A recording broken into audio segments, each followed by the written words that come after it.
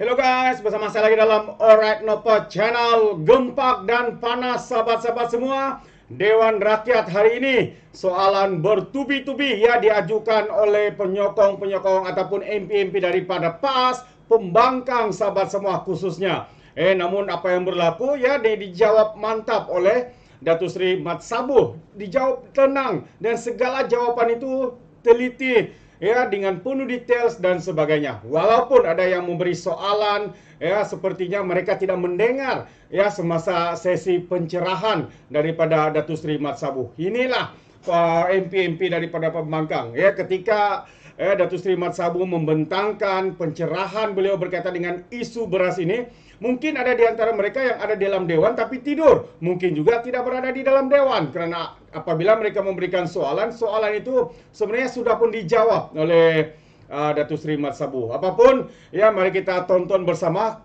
situasi ya di dalam Dewan Rakyat petang tadi. Dah simpan yang lama dikeluarkan, pasaran kemudian dibawa simpanan baru supaya dia tak naik bubuk.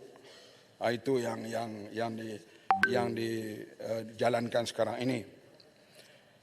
Jadi saya kata tadi iaitu kenapa beras putih ini kurang di pasaran, karena ia dah diambil, diserap secara besarnya untuk tadi asrama polis, asrama pelajar, hospital, tentera dan sebagainya.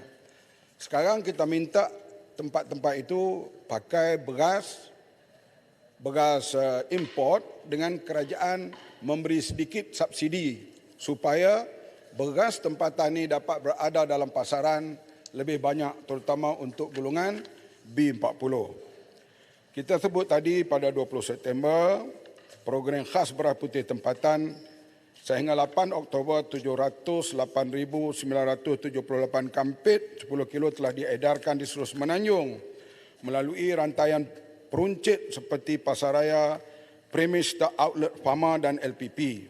Pasaraya 423,816 kampit, Pharma hanya 109,829 kampit, LPP 60,240, Pemborong 115,000. Ini menggambarkan Pharma dan LPP hanya diberi panan dalam tempoh intervensi. Sebab kita ketahuilah kalau berlaku kekurangan di kawasan pendalaman, siapa yang cepat kita hubungi? Maka Pharma. Bila Pharma pula kita tahu agensi kerajaan. Mereka tak berdasarkan kepada keuntungan, dia berdasarkan kepada servis. Walaupun begitu, nak hantar semua perlu minyak, perlu sebagainya. Maka kerajaan akan menanggung kos pengangkutan itu. Sebab itu antaranya kita guna agensi ini hanya untuk intervensi sementara. Boleh mencelah sikit?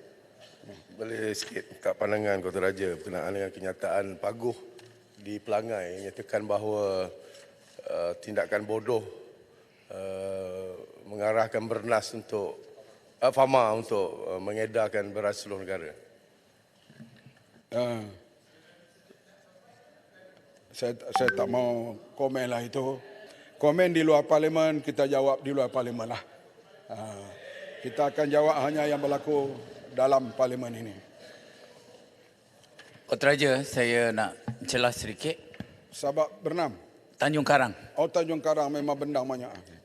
Sebagaimana kita tahu, Bernas telah dipertanggungjawabkan untuk menguruskan soal beras di dalam negara kita sejak daripada diambil alih daripada Lembaga Padi dan Beras Negara. Tapi kita lihat dalam krisis kekurangan beras putih tempatan yang kita hadapi sekarang, kita tak dengar pun Bernas bersuara. Di manakah tanggungjawab dan peranan Bernas itu sendiri? Sehingga kan proses pengedaran beras, sepatutnya mereka ada 32 stockpile warehouse yang mana sedia diedarkan beras ke mana-mana saja dengan network yang telah dibina selama 30 tahun.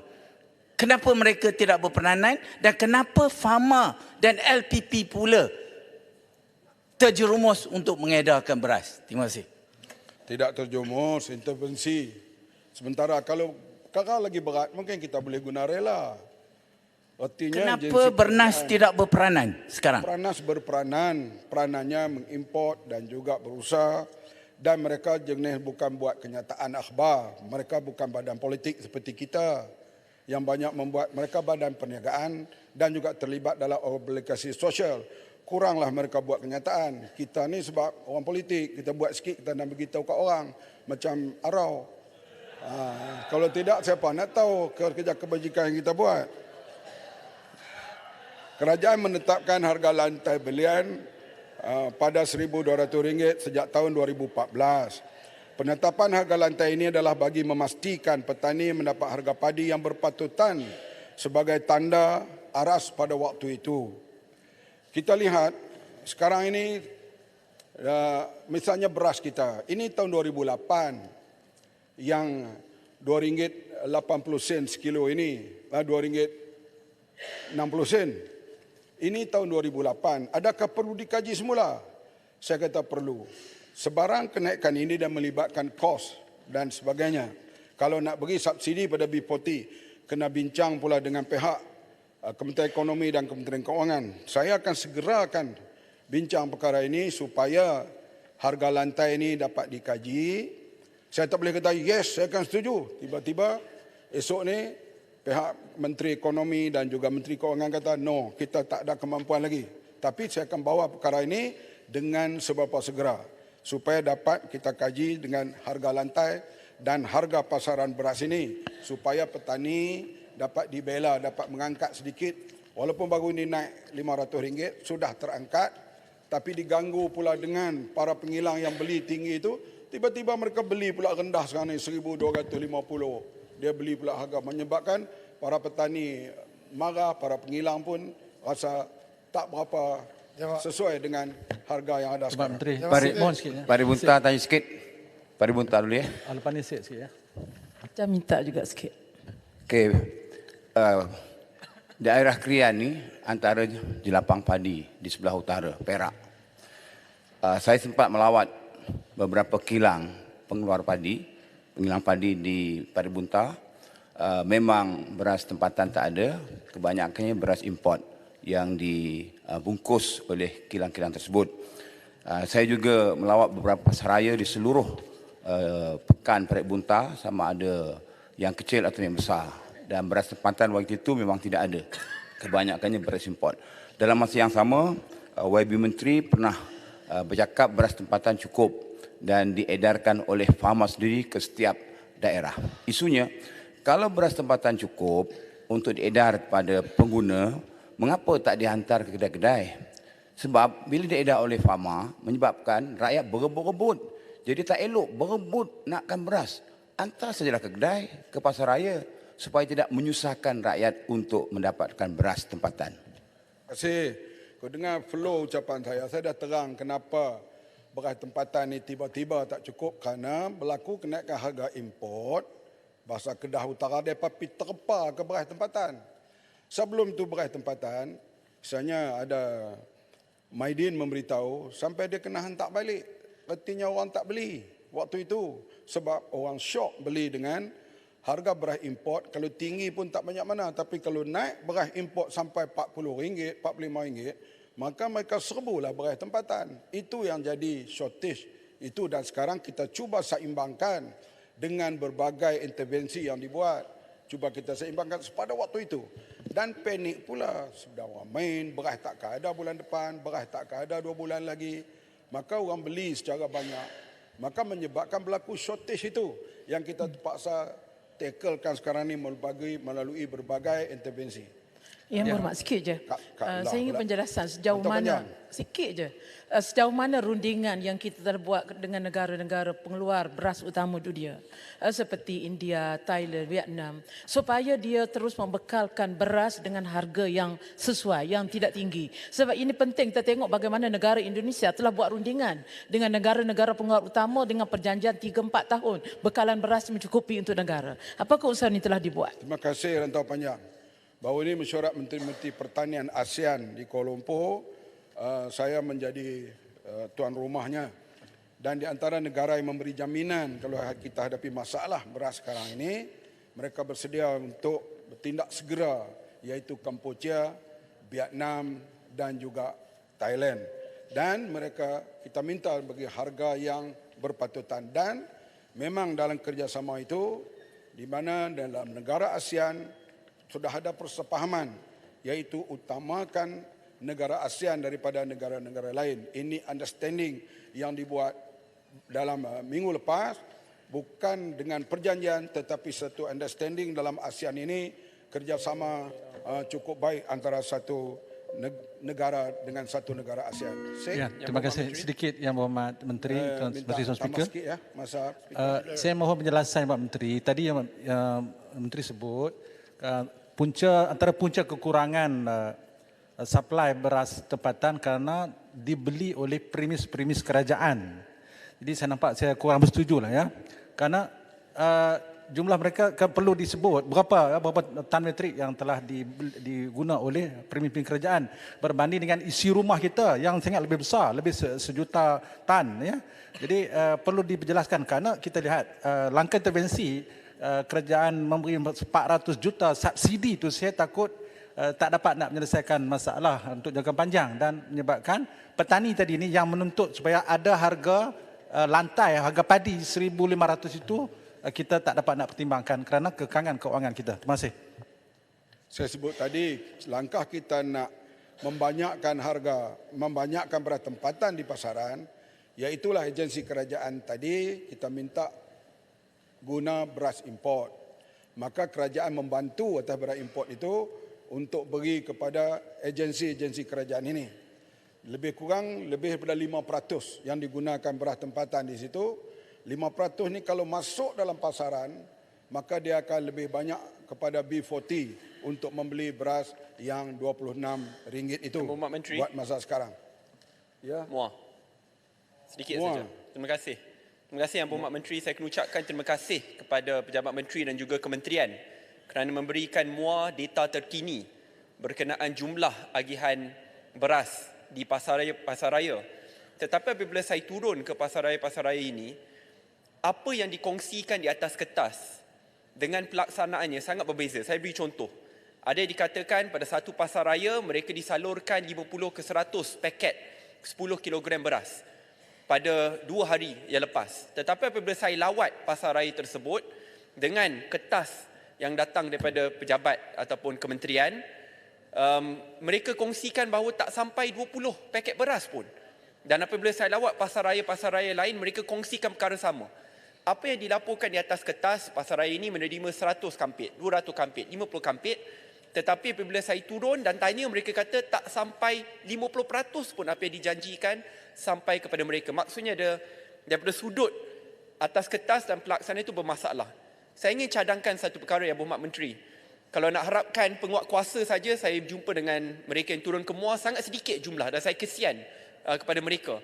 Tetapi jikalau kementerian boleh kongsikan data transparansi, maksudnya kepada semua ahli parlimen supaya kita tahu berapa yang telah disalurkan, berapa paket beras di Maidin, berapa paket beras di pasaraya ABC, supaya kita boleh tinjau menggunakan data terkini dan di situ kalau dapat kongsikan kepada umum, rakyat boleh lihat.